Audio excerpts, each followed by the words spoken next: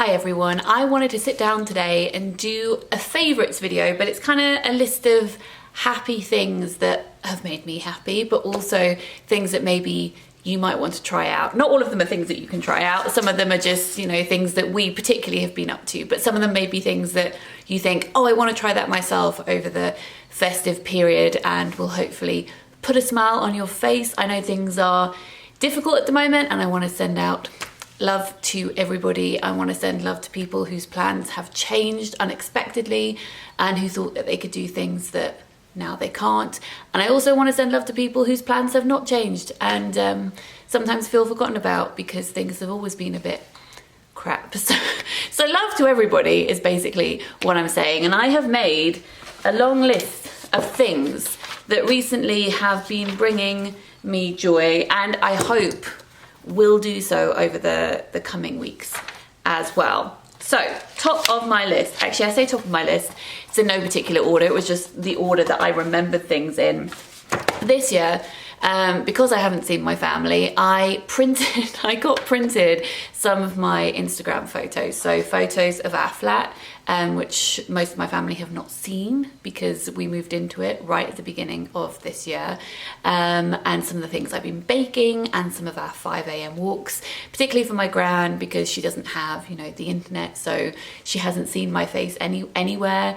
So even though I'm quite visible online, that's not the case obviously for everybody, so it's just a little reminder that this is what I look like and please don't forget about me. So I did that and I'll insert a picture of that here, but I'm mentioning that because I bought a lot of my Christmas cards this year from Clover Robin, who is a fantastic illustrator. I love her stuff. Obviously too late now to buy Christmas cards, but she sells normal cards too, and I have some of these. They're just, I think I love the color palettes. Well, that's a lie. I love everything about it, not just the color palette. So I bought a few cards to keep in a drawer, and I also bought a whole batch of cards to give to Mr. M's mum for Christmas because she's like me and she likes to have cards, you know, just around the place in case you need to send something to someone and then you don't have to go out and buy something. You've already got a little basket full of things you could potentially send. I also bought some Christmas cards from Amanda White Design, who I've spoken about before. She's also an amazing, well, illustrator, collage. Is that what you say? She makes collages and they're often of writers' houses, and I'll insert some pictures here. I have also loved this festive season this, which I have showed in a video before. This is my little Bloom and Wild Christmas tree. It came through the letterbox, bought it for myself, a present to myself, and I love it. Again, probably too late for you to get one of these, or maybe not actually. They do really tacky ones with crochet jumper decorations, which I really love. And then you can plant the tree in a pot and you can keep it for next year, which is really cool. I bought that for my mum last year, and then this year I thought, you know what? I'm gonna treat myself. And speaking of plants, this plant here, I have to show you. This is a gift from Mr. M's mum, and it's narcissi. So it's small daffodils that can grow indoors. She gave us these 2 weeks ago, I think, and they were just like this, little buds. And they have, let me lift them across. They're a monster. They're amazing.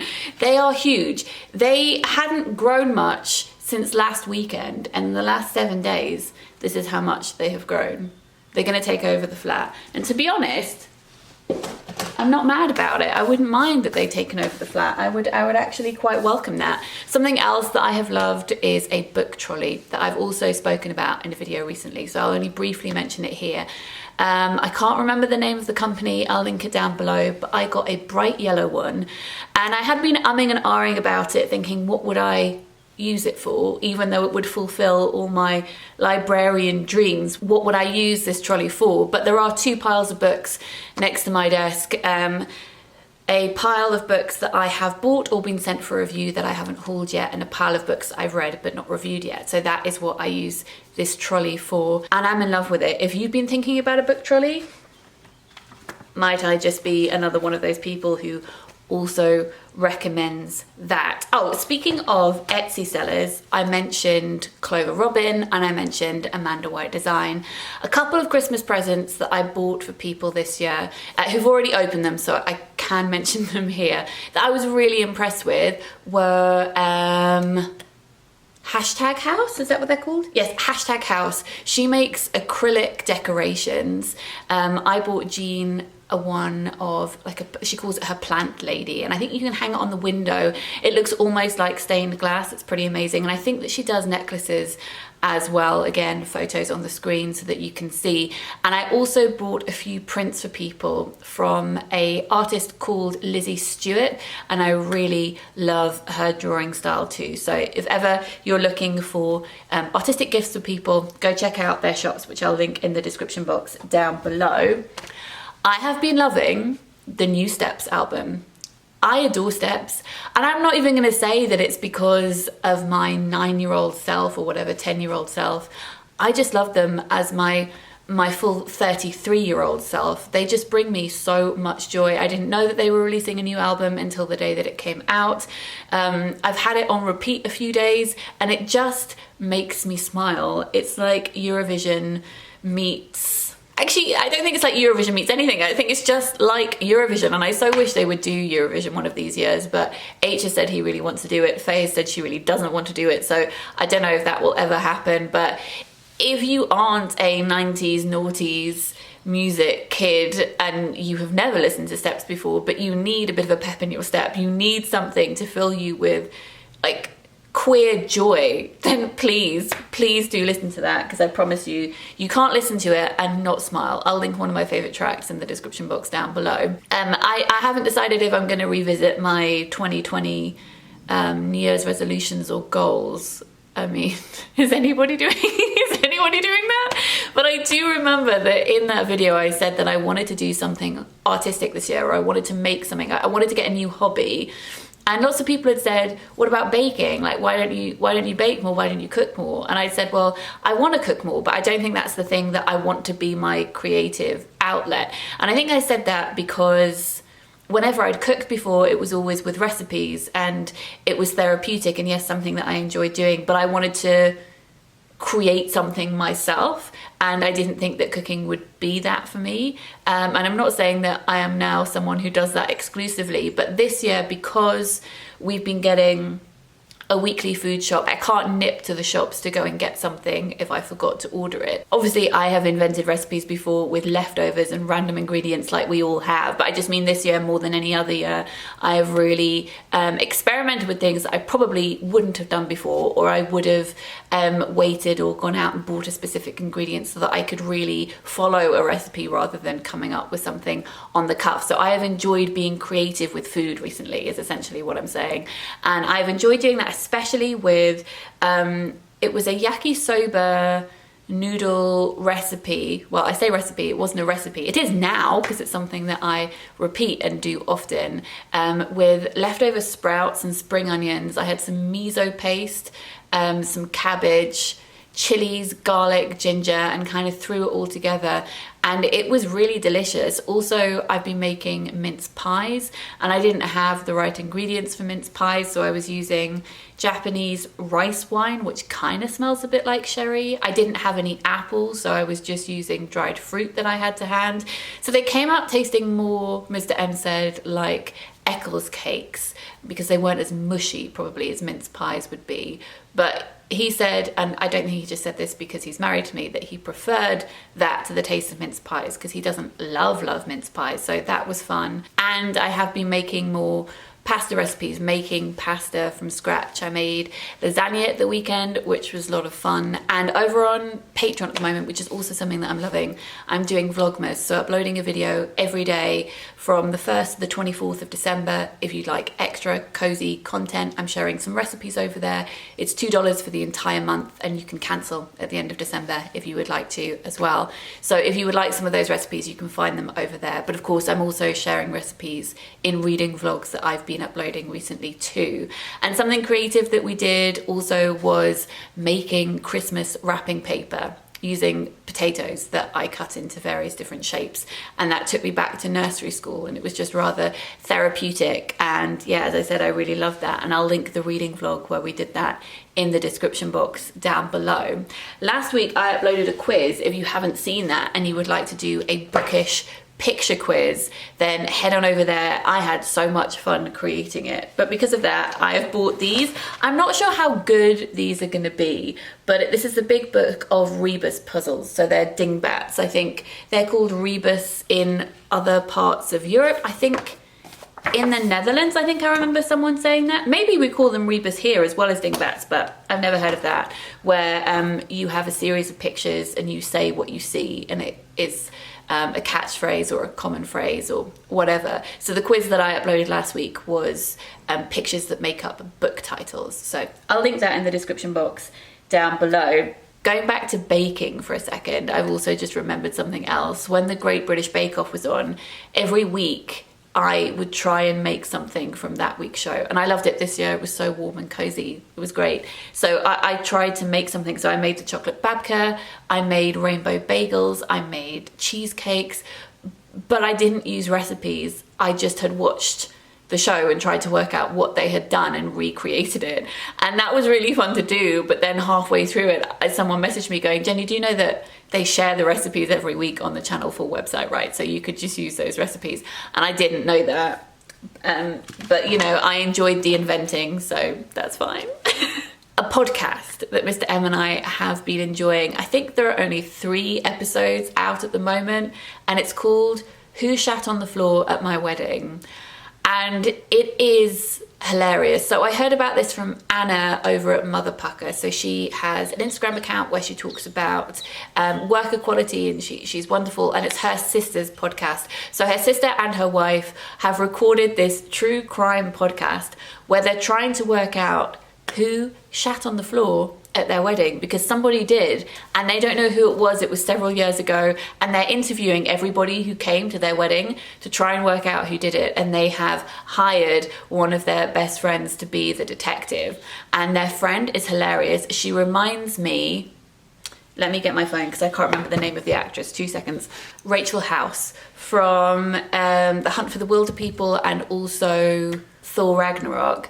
Her deadpan humor, this is who their friend sounds like, and I'll insert a clip of the podcast here so that you can listen to it. It's so funny.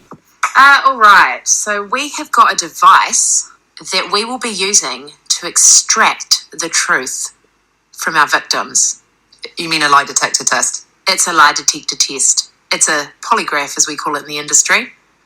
It's actually called the USB Polygraph Police Edition Real Lie Detector. Very high-end product. I did quite a lot of research, and this was the only option that was actually in our budget range. All right. And also, this exact real lie detector was featured in a movie with Jennifer Lopez. So it's the real deal. Yeah.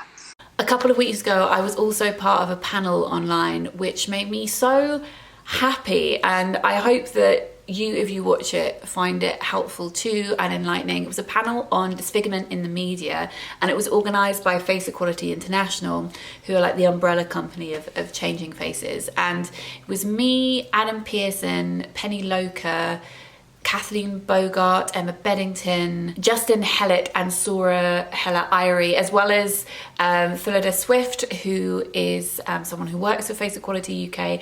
And it was the first panel that I'd ever been part of talking about disfigurement in the media, where everyone who was talking had a disfigurement or a disability, and it made such a difference. Whenever I've spoken about it, it's normally me on my own, on camera here or on the radio, sometimes alongside film producers who have no experience, like personal experience of this, but maybe have produced a film that has these elements on, and therefore the radio program is trying to pit us against each other, which I really don't like, and I don't find very productive. I think, yes, we need to have these conversations, but they're just aiming for an explosive moment where we don't listen to each other properly, and I just find that quite frustrating. Or it's been on a diversity panel at a book festival where we're all talking about different kinds of diversity, and all of those are important, but I'm normally the only person who's talking about disfigurement or disability, because book festivals seem to reduce diversity down to one event where we're supposed to solve all the issues to do with homophobia, transphobia, racism and ableism, and all other hosts of things in this 1 hour, which is probably a whole conversation for another time. So anyway, I've never been part of a panel where everybody is coming from not exactly the same place, but a similar place. And it meant that even though we didn't agree on every single topic, of course we didn't because we're individuals, it felt like a place where when we disagreed with each other, it was, well, I am going to use the word safe space.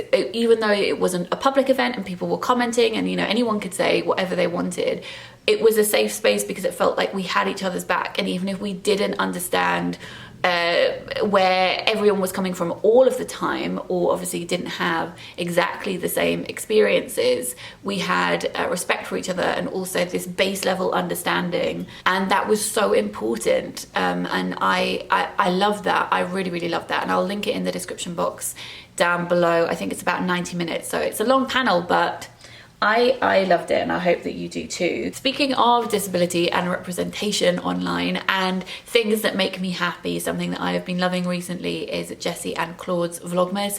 If you don't follow them, I really recommend it because it's just everything that you want at this time of year. I have really loved following them, and I do anyway, but especially now, if you haven't seen their Vlogmas videos, I'll link them in the description box down below. And something completely different, really different, let's move on to clothes for a second.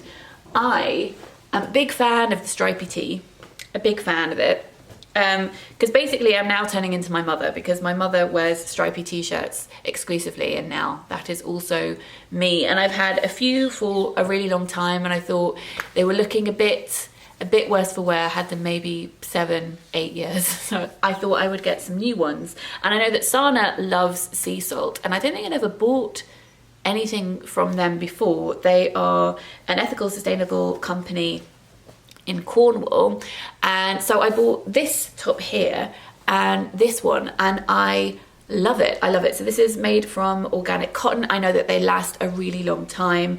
They are £29 each, but they do 2 for £40. So I got these 2 for £40, which I know is more expensive than a t-shirt, but I'm hoping these will last for years, and they're really good quality, and I love supporting them. And also, this is not a new purchase, it's one that I've had for quite a while, but I normally bring it out in the autumn and winter, and every time it makes me smile, so I'm going to show it again. This is a pinafore from Run and Fly. I think I wore it in a recent video, and lots of people commented on it because I think you thought it was dungarees, which is fair enough because I normally am in dungarees, but this is a pinafore, and it's got dinosaurs all over it. And it's my favourite thing to wear when I do children's events, because it makes me cool with the kids, you know. But I just love it anyway. I love that it's got dinosaurs all over it. Lena also bought me one of their pinafores last Christmas that she found in a charity shop, which has this paisley design on it, and I also love that. I will link Run and Fly in the description box down below because they are also an ethical brand who I love to support. Something that I've loved recently, His Dark Materials. It was the final episode of the 2nd season yesterday. I won't do spoilers, I promise, but I was so... I wasn't ready for the final episode. Obviously, I knew what was going to happen because this series is my favourite books of all time, and I know what happens at the end of The Subtle Knife, but still, I wasn't prepared for it. It just got me in the feels. I've loved this series even more than the first series. I think the acting is even better. I think that Lin-Manuel Miranda as Lee Scooby has been wonderful. I think I love all of them. Amir Wilson as Will is incredible, and Ruth Wilson as Mrs. Coulter is just incredible. I think I said incredible twice there, but justly so. The thing that annoyed me about the first season, just a little bugbear throughout all of it, was that they didn't show demons very much, and I think they've done that to save money, and because it's such a critical thing about the books, it really just... You can see, it made me angry whenever there were people on screen, and I'm like, where are their demons? They can't all have tiny demons that are hiding away somewhere conveniently. They fixed that for this series, and you pretty much always see people's demons, and I thank the producers for doing that. Yeah, I don't have anything constructive to say about it apart from I have loved it, and it's everything that I've ever wanted with regard to the series. Actually, I tell a lie, there is one thing that is strange and is in the book, but seeing it in the TV show is even stranger. Will's father, an English guy, tumbling into another world, becoming a shaman, seemingly adopting lots of Native American cultural things. That I'm not really... I think I would have maybe left that or changed that somehow. But apart from that, I have been loving the show, and I would love to know what you think if you have been watching it too. I think I will leave it there for today. As I said, if you would like more content, I'm doing Patreon? No, I'm doing Vlogmas over on Patreon. Usual content will also be up here too. I think probably my next video will be my most anticipated releases for 2021. As I said at the beginning, big hugs to everybody, and I hope that you're doing okay. I'll speak to you soon. Lots of love. Bye.